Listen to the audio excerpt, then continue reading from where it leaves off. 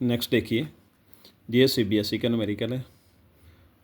3 charges हैं, equilateral triangle पर vertices पर पड़े हुए हैं। इक्विलेटरल ट्रायंगल होगा, तीनों साइड्स की लेंथ क्या होगी, सेम होगी, और एंगल भी सेम होगा, 60 डिग्री 60 डिग्री 60 डिग्री आ जाएगा। अब देखिए, ये बोल रहा है एक चार्ज और सेंट्रॉइड पर रख दिया और ये सिस्टम इक्विलिब्रियम में आ गया।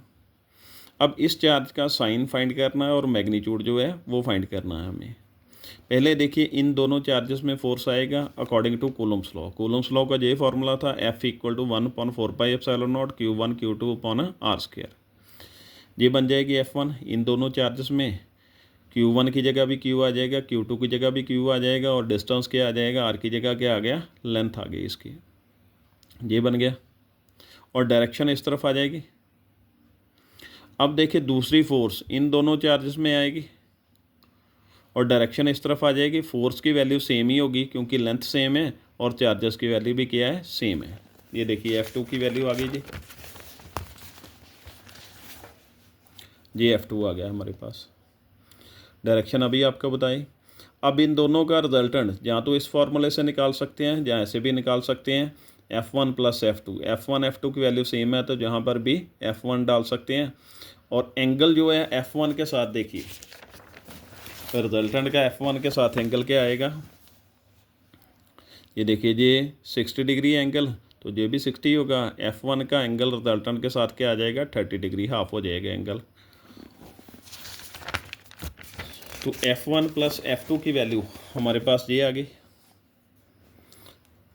cos 30 की वैल्यू √3/2।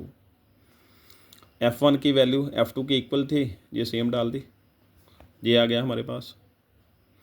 उसके बाद सेंट्रॉइड वाला जो चार्ज था उसकी फोर्स निकालेंगे, और इसकी फोर्स क्या होगी, इसकी रिजल्टेंट की डायरेक्शन इस तरफ है, इसकी डायरेक्शन इस तरफ आएगी, दोनों इक्वल और ऑपोजिट होंगे, तभी जो है सिस्टम को इक्विलिब्रियम में कर पाएंगे।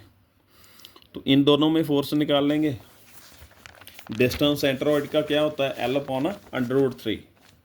कूलम्स लॉ का फिर से फॉर्मूला लगा लिया, 1/4πε0 Q1 की जगह कैपिटल Q आ गया, स्मॉल q आ गया दूसरे चार्ज की जगह, और डिस्टेंस की जगह सेंट्रॉइड का डिस्टेंस क्या है, L/√3।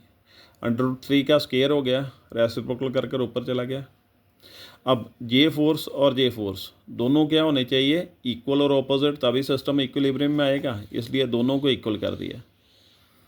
ये वाली वैल्यू और ये वैल्यू, माइनस का साइन डाल दिया ऑपोजिट डायरेक्शन के लिए, तो सेम वैल्यूज़ जो है वो कैंसिल कर देंगे, ये बन जाएगा, और कैपिटल Q की वैल्यू जो है वो निकाल लो, ये इसका आंसर आ जाएगा। यही फाइंड करना था, मैग्नीट्यूड और साइन ऑफ चार्ज जो सेंट्रॉइड पे रखा हुआ था। ये था आज का न्यूमेरिकल। Thank you.